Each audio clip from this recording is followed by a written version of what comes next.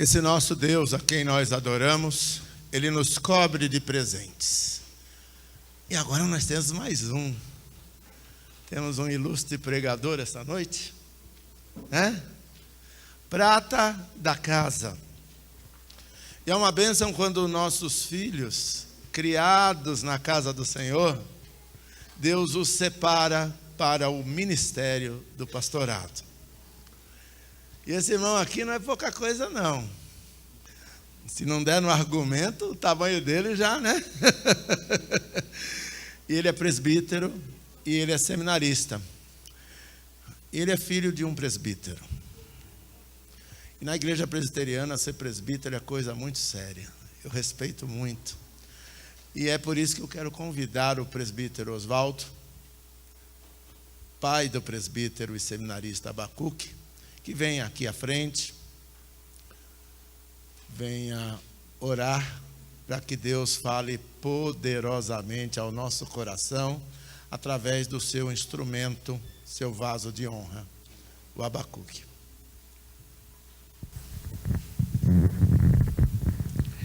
Oremos, irmãos.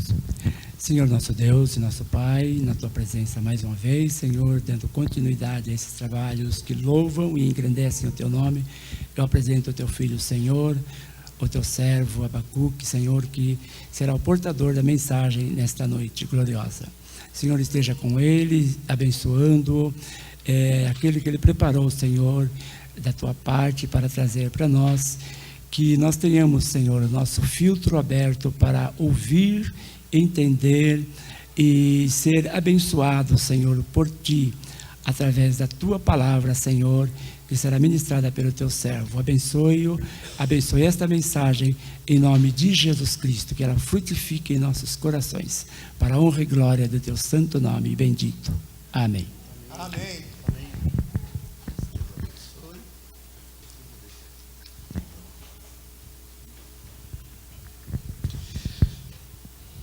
Paz do Senhor, irmãos. É sempre uma alegria estar aqui. Eu sempre vou repetir isso porque de coração é um momento que me deixa muito feliz. E mesmo sendo uma responsabilidade tão grande assim de estar aqui, né, com essa incumbência aqui, mas me deixa muito feliz estar aqui. E eu peço que os irmãos também se sintam felizes, né, depois de ouvir o que a gente tem para compartilhar aqui.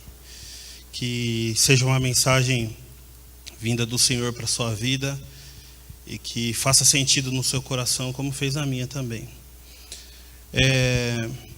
O tema dessa mensagem é: o Senhor é Deus, Ele é a nossa luz, e com ramos nas mãos comecem a festa. Hoje é o domingo de Ramos, o domingo que antecede a Páscoa.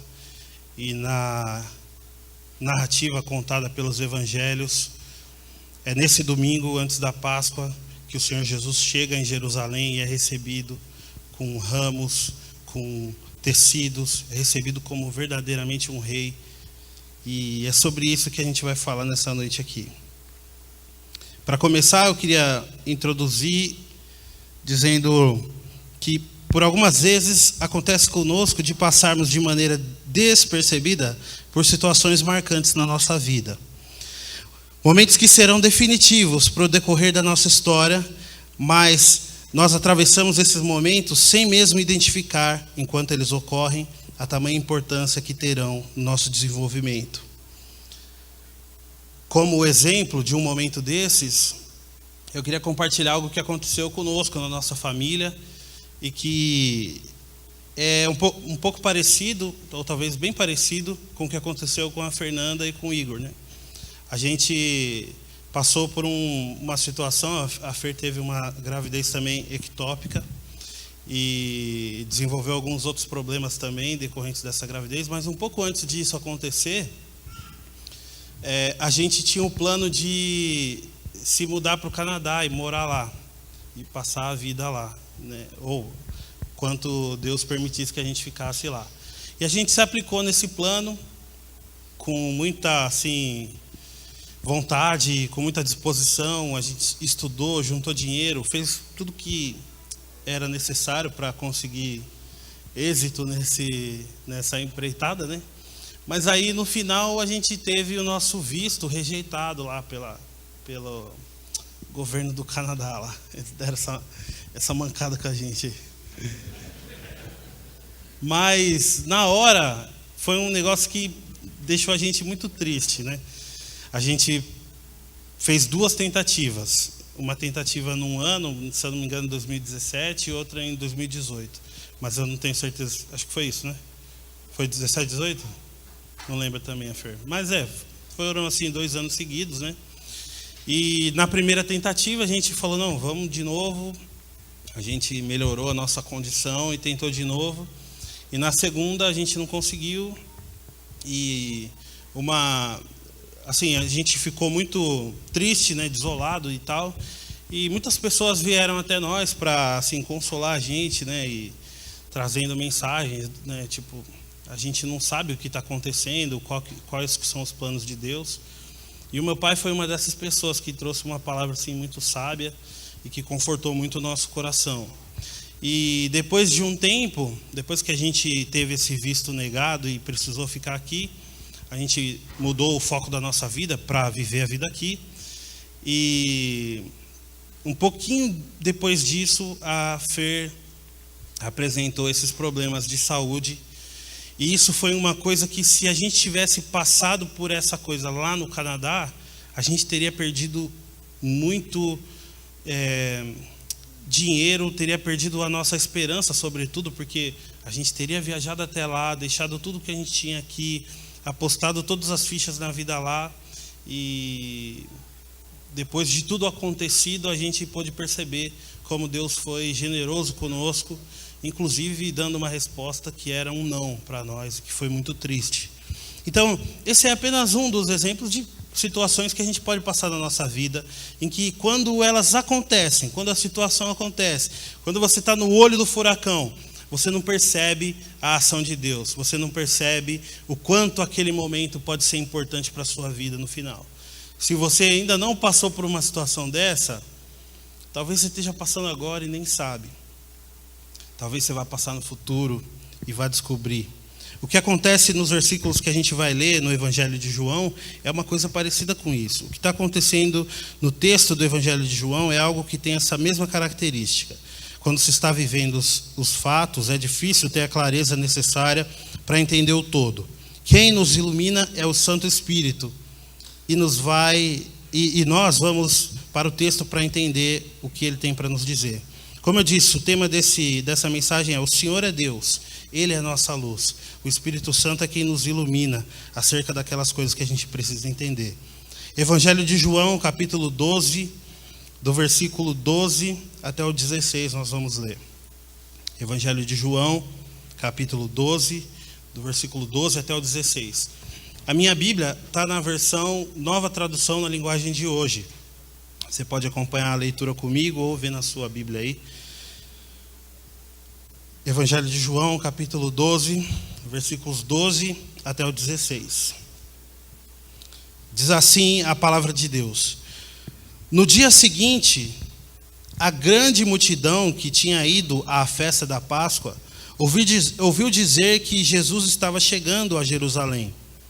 Então eles pegaram ramos de palmeiras e saíram para se encontrar com ele, gritando: Hosana a Deus! Que Deus abençoe aquele que vem em nome do Senhor. Que Deus abençoe o Rei de Israel. Jesus procurou um jumentinho e o montou, como dizem as Escrituras Sagradas. Povo de Jerusalém, não tenha medo. Veja, aí vem o seu rei montado num jumentinho. Naquela ocasião, os discípulos não entenderam isso, mas depois de ter voltado para a presença gloriosa de Deus, depois de Jesus ter voltado para a presença gloriosa de Deus, eles lembraram que isso estava escrito a respeito dele e também que era isso o que tinha acontecido. Palavra de Deus. Vamos orar? Senhor, nós agradecemos pela Tua palavra santa, pela Tua palavra viva, e pedimos que o Teu Espírito Santo fale conosco. Em nome de Jesus. Amém. Dois textos são rememorados nessa passagem que a gente acabou de ler. Os dois textos são do Primeiro Testamento. Um encontrado no livro dos Salmos e outro encontrado no livro do profeta Isaías. Olhar para as referências dessas duas citações irá nos indicar algo que a mensagem de Deus tem a nos revelar hoje, nessa ocasião. Nossa reflexão será dividida em 3 partes. A gente vai falar sobre a mais importante, mas é a mais humilde. Esse é o ponto 1. O segundo ponto, vitória e fraqueza. E o terceiro ponto, o rei da paz, o rei do mundo. Eu vou pedir para o Douglas projetar, por favor, a imagem que eu coloquei. Obrigado, Douglas. Será que dá para ler, irmãos? Dá? Então aí nessa imagem a gente tem os dois textos, né? Que se a gente voltar lá para o texto de João, do Evangelho de João, o primeiro é quando as pessoas estão gritando, Hosana a Deus, que Deus abençoe aquele que vem em nome do Senhor, que Deus abençoe o rei de Israel. Esse grito que o povo clamava a Jesus enquanto ele entrava montado num jumentinho em Jerusalém, essa saudação que era feita a ele, enquanto eles jogavam palmeiras e também as próprias roupas, os mantos que eles tinham no caminho enquanto Jesus entrava, né? Esse grito ele tem base num salmo, que é o Salmo 118, os versículos 22 até o 27. Eles estavam repetindo um cântico que era entoado pelo próprio povo de Deus nos seus momentos religiosos, nos seus momentos de comunhão. Era um salmo que tinha sido escrito há muito tempo atrás para lembrar sobre quem era esse Deus e quem era o Deus daquele povo. O Salmo 118, do versículo 22 a 27, diz o seguinte, está coloridinho assim porque eu separei os dois textos tentando colocar os paralelos que há entre eles. E é em cima dessas coisas que são paralelas é que a gente vai refletir a nossa mensagem. Então, o Salmo 118 diz, a pedra que os construtores rejeitaram veio a ser a mais importante de todas. Isso foi feito pelo Senhor e é uma coisa maravilhosa. Este é o dia da vitória de Deus, o Senhor. Que seja para nós um dia de felicidade e alegria. Salva-nos, ó Senhor, salva-nos. Dá-nos prosperidade, ó Deus. Que Deus abençoe aquele que vem em nome de Deus, o Senhor. Daqui do templo do Senhor nós abençoamos todos vocês. O Senhor é Deus, Ele é a nossa luz. Com ramos nas mãos, comecem a festa e andem em volta do altar. Talvez seja um pouquinho difícil de reconhecer aonde que esse texto se encaixa lá no outro. E eu vou dizer que ele se encaixa no seguinte. O versículo 25 diz assim, salva-nos, ó Senhor, salva-nos, dá-nos prosperidade, ó Deus. Que Deus abençoe aquele que vem em nome do Senhor. Esse pequeno pedacinho é o que eles gritavam. Hosana, Hosana, bendito é aquele que vem em nome do Senhor. Essa expressão Hosana é uma expressão que está posta ali no livro, né, no Evangelho, da maneira como ela era dita na língua hebraica. Então, esse termo Hosana é o mesmo termo que está sendo dito lá nos Salmos. Salva-nos, salva-nos, ó Senhor. Hosana é uma palavra parecida em hebraico com esse termo salva-nos. Eu não vou me arriscar a dizer em hebraico como seja, porque minha pronúncia não vai alcançar, né? Mas saibam que é isso. O segundo texto está lá em Zacarias 9, de 9 a 10. É quando no Evangelho a gente tem o seguinte. Eles dizem que Jesus subiu no jumentinho para que se cumprisse o que estava escrito o que estava dito nas Escrituras Sagradas. Povo de Jerusalém, não tenha medo, veja, aí vem o seu rei montado num jumentinho. O texto de Zacarias diz, alegre-se muito, povo de Sião, moradores de Jerusalém, cantem de alegria, pois o seu rei está chegando. Ele vem triunfante e vitorioso, mas é humilde e está montado num jumentinho, filho de jumenta. Ele acabará com os carros de guerra de Israel e com a cavalaria de Jerusalém. Os arcos e as flechas serão destruídos. Ele fará com que as nações vivam em paz. O seu reino irá de um mar a outro, e desde o rio Eufrates até os fins da terra. O primeiro ponto que eu separei é o próximo slide, por favor, Douglas. Então, só um minutinho, Douglas, não muda ainda não. Como eu disse, né? O que está em azul no primeiro texto se conecta com o que está em azul no segundo texto e assim por diante. Cada cor se conecta. No próximo slide a gente vai ter separado apenas o que vai ser alvo agora da meditação aqui. Pode passar, por favor, Douglas. Ok. A mais importante no primeiro texto, a pedra mais importante, a pedra que foi rejeitada a princípio, se tornou a mais importante. No segundo texto, é algo que está sendo dito acerca desse mesmo rei que vem. E o que está sendo dito, né? Assim como foi dito que a pedra que foi rejeitada se tornou a mais importante, no segundo texto, o contraponto diz que é humilde, mas é humilde. Mesmo sendo um rei que chega e traz o dia da vitória, ele é humilde. Jesus é a figura mais importante da história bíblica. Jesus é a razão de ser de qualquer cristão no tempo e no espaço. Jesus é a razão de ser não só dos cristãos que estão aqui reunidos hoje, ou dos que estão em outras igrejas, mas Jesus é a razão de ser de todas aquelas pessoas que já morreram em Cristo e que estão espalhadas pela história. Vale lembrar que ao longo de tantos anos, Ele vem salvando tantas vidas, e essas vidas vêm se tornando parte de um corpo só, nele próprio, em Cristo. Ele é a razão de ser de qualquer cristão no tempo e no espaço.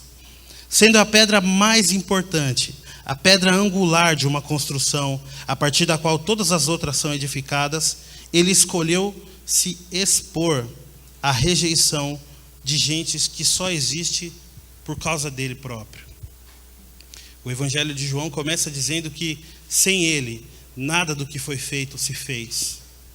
Então, Jesus, sendo a pedra mais importante, toma a decisão de vir para essa terra e se expor à rejeição de gente que só existe por causa dele. Porque dele, por ele, para ele, são todas as coisas. Em sua trajetória, o Senhor levava a luz aos lugares mais sombrios. Ele levava amor e vida, paz e libertação. Refazia a esperança das pessoas que eram tocadas por ele.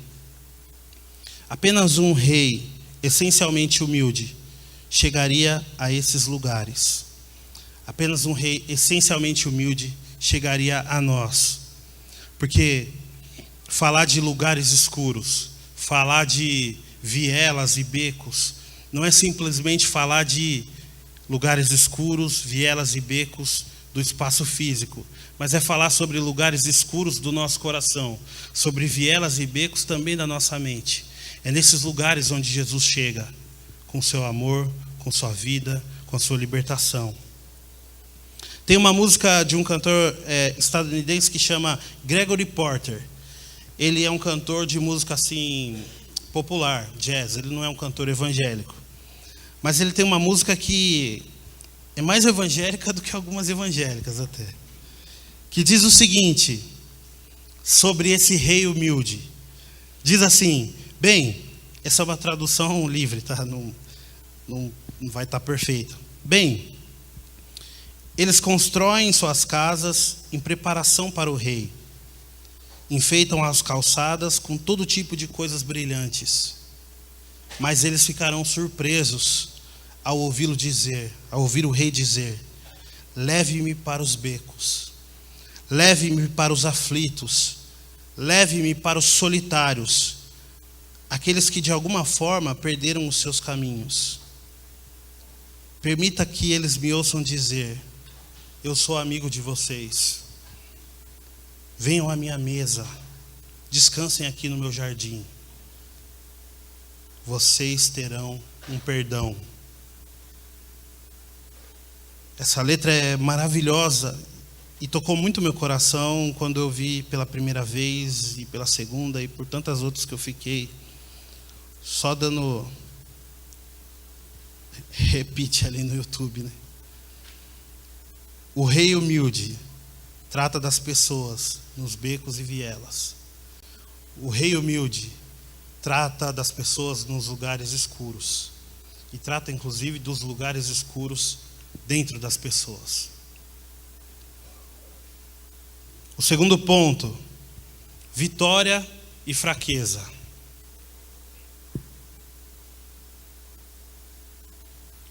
Vitória e fraqueza.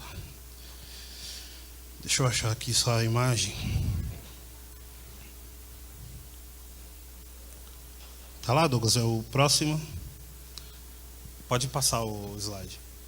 Vitória e fraqueza. Nesse ponto, a gente vê algumas coisas que também se interligam entre os dois textos. No primeiro texto de Salmo, diz: esse é o dia da vitória.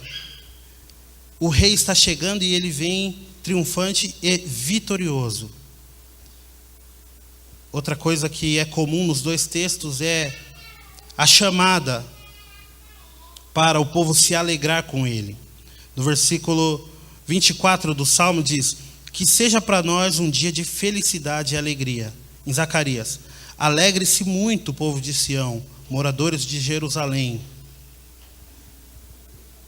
O texto anuncia a chegada do rei, aquele que vem em nome de Deus, o Senhor. O rei está chegando, é o que diz Zacarias, e ele vem triunfante. Os dois textos convidam o povo para a adoração. Cantem de alegria, é o que diz Zacarias 9:9.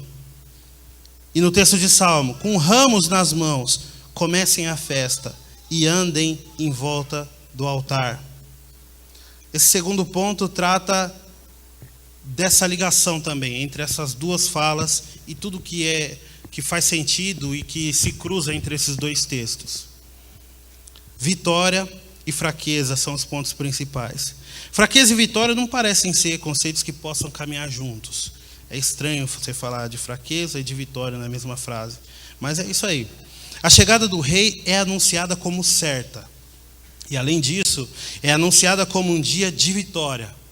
Alegrem-se muito, povo de Sião, moradores de Jerusalém, que seja para nós um dia de felicidade e alegria. Diante desse anúncio, só nos resta cantar de alegria, começar a festa com ramos nas mãos e em adoração andar em volta do altar. O Domingo de Ramos nos faz lembrar da festa dedicada ao Rei Jesus em Jerusalém. Entretanto, os acontecimentos que sucederam esse momento da entrada triunfal são acontecimentos que trazem dúvidas sobre essa vitória que foi anunciada. Depois de ser celebrado na chegada a Jerusalém, no Domingo de Ramos, já na próxima sexta-feira, na sexta-feira seguinte, o mestre foi morto da maneira mais humilhante e violenta. Aquele que fora aclamado rei dos judeus foi crucificado e morto pelos romanos. E a expectativa manifestada nos gritos de Hosana, salva-nos, foi minada pela sentença fatal a que Jesus foi submetido. É interessante que salva-nos seja um grito de celebração entre o povo de Deus. Sempre quando chega esse domingo no ano, eu lembro daquela música: Hosana, Hosana ao rei, Hosana, Hosana ao rei. É interessante que, como povo de Deus, a gente repita uma saudação que está falando: salva-nos. E não viva, ou salve o rei, vida eterna ao rei. Mas a gente está dizendo: salva-nos, rei. Como povo de Deus, é interessante que esse seja o nosso grito de celebração. E isso explica porque as pessoas que seguem a Cristo, isso se explica porque as pessoas que seguem a Cristo celebram a força do Senhor e não a sua própria força. As pessoas que se entregam a Cristo são fortes não porque elas têm a força delas em si mesmas, mas elas são fortes porque o poder de Deus se aperfeiçoa na nossa fraqueza. Nós somos fortes quando nós nos mostramos fracos diante de Deus. E isso é maravilhoso, porque traz uma noção, uma sensação de unidade muito grande entre nós. E faz com que a gente chame de irmão qualquer outro ser humano que tem potencial para ser alcançado pelo nosso Deus e pela glória dele. Porque estar aqui, servir ao Senhor, entregar a nossa vida a Deus, procurar um caminho de retidão nos nossos passos, nos nossos negócios, na maneira como a gente trata o nosso marido, a nossa esposa, na maneira como a gente trata os nossos filhos. Todos esses esforços que a gente faz para ser muito bom, para ser bonzinho, para ser legal, nenhum desses esforços é suficiente para nos fazer chegar mais próximo de Deus. Porque, de novo, o poder dele se aperfeiçoa assim na nossa fraqueza. Não há força em mim ou em você que seja suficiente para alcançar a glória de Deus, para alcançar o perdão, o amor ou qualquer outra benevolência que venha dele. A gente alcança isso porque está no coração dele fazer isso, porque é a vontade dele se manifestar a nós de maneira amorosa. Por isso, quando a gente se reúne como povo de Deus e canta Hosana, ou quando essas pessoas gritavam Hosana, bendito seja aquele que vem em nome do Senhor, esse é o grito das pessoas que se sentem fracas, mas que vem no Senhor a força essencial para a sua vida. A nossa vitória vem de Deus, por meio do nosso Senhor e Salvador Jesus Cristo. Aleluia. O terceiro ponto, o Rei da paz, o Rei do mundo. Como seria possível ser o Rei do mundo sem travar nenhuma guerra? Quando eu era criança, eu aprendi um pouquinho sobre guerra, e eu digo isso com todo respeito às pessoas, tantas nesse mundo que estão passando por situações terríveis de guerra, né? Mas eu tive um pouco de noção sobre disputa de guerra jogando War com as minhas irmãs. Lá a gente fazia uma pequena guerra em casa lá. A Natália deu risada, a Natália já participou dessas guerras também, né, Natália? Destruir totalmente os exércitos brancos, aquilo ali virava uma guerra entre nós. A Veranice, minha irmã, brincava de War com meus sobrinhos de 8, 7 anos, ensinando eles a brincar, sem a menor dó nem piedade deles.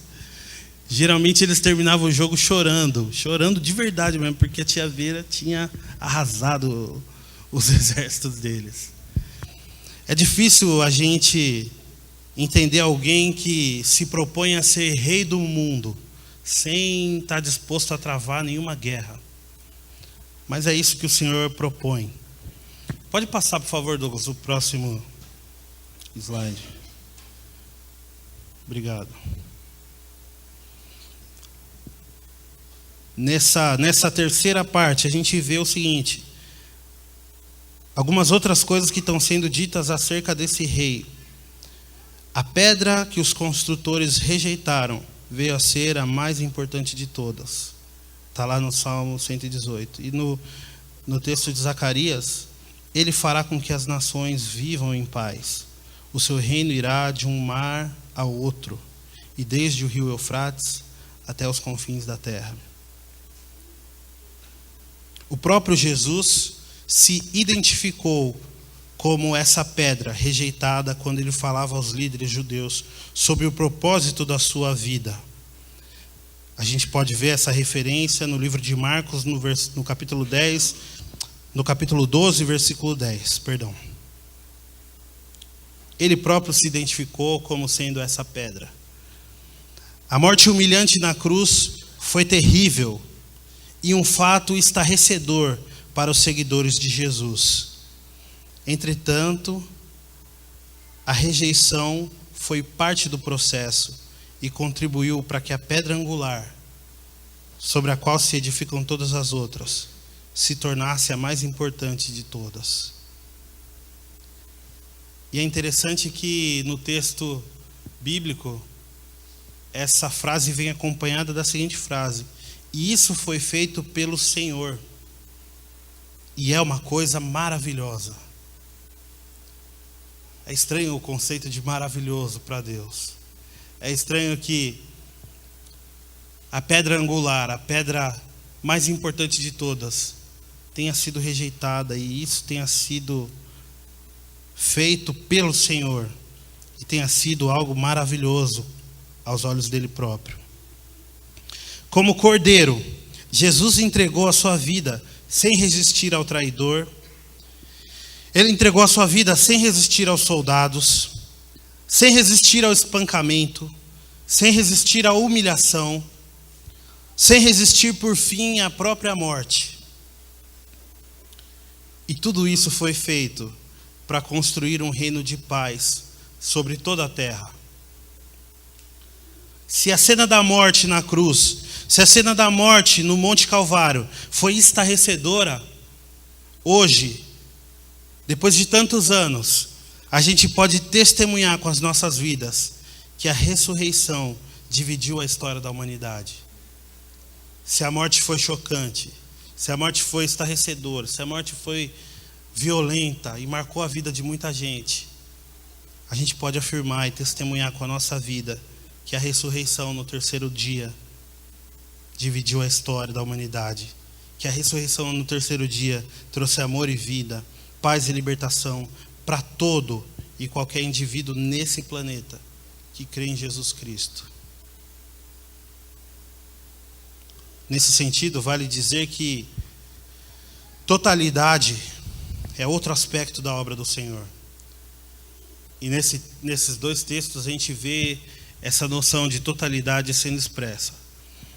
No primeiro texto diz que ele se tornou a pedra mais importante de todas. E no segundo texto diz que o seu reino vai se estender do rio Eufrates até os confins da terra. De maneira poética, quem escreveu o texto estava falando sobre plenitude aqui. Essa descrição do espaço, territorial, de dizer do rio Eufrates até os confins da terra, é como dizer no planeta todo.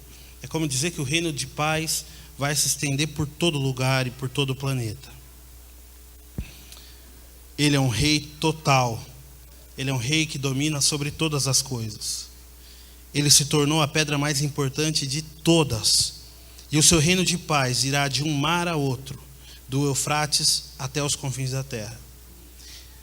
O livro de Atos, no capítulo 4, no versículo 12, diz que em nenhum outro há salvação, porque também debaixo do céu nenhum outro nome há, dado entre os homens, pelo qual devamos ser salvos. Para concluir,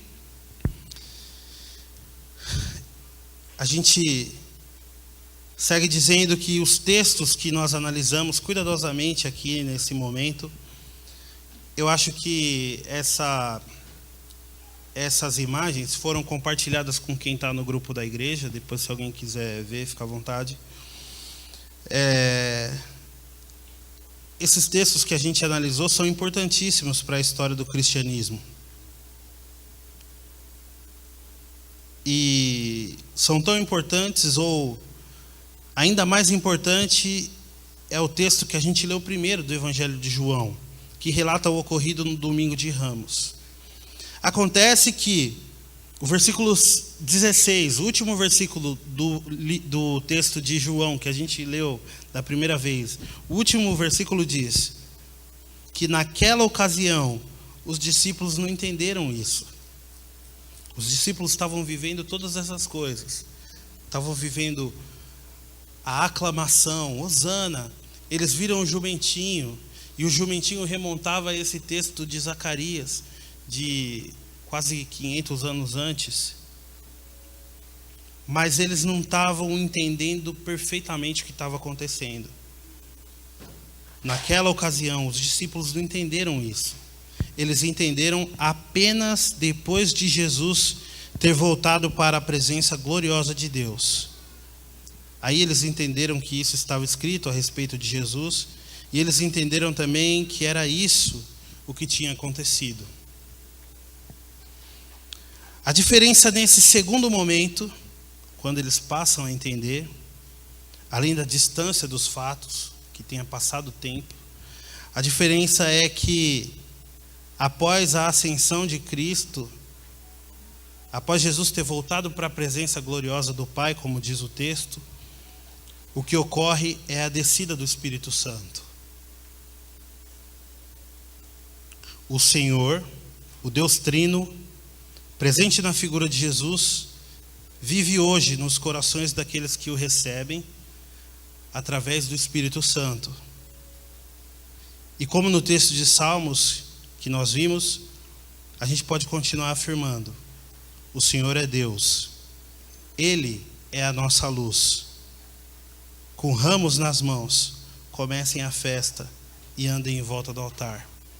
Que o Espírito Santo ilumine o nosso coração, assim como iluminou o coração daqueles discípulos que depois passaram a entender o que estava acontecendo. E que na nossa caminhada a gente consiga entender a grandeza do Deus que nos guia, a grandeza do Deus que é a nossa luz, e como Ele nos conduz sempre por caminhos de paz. Que Deus nos abençoe.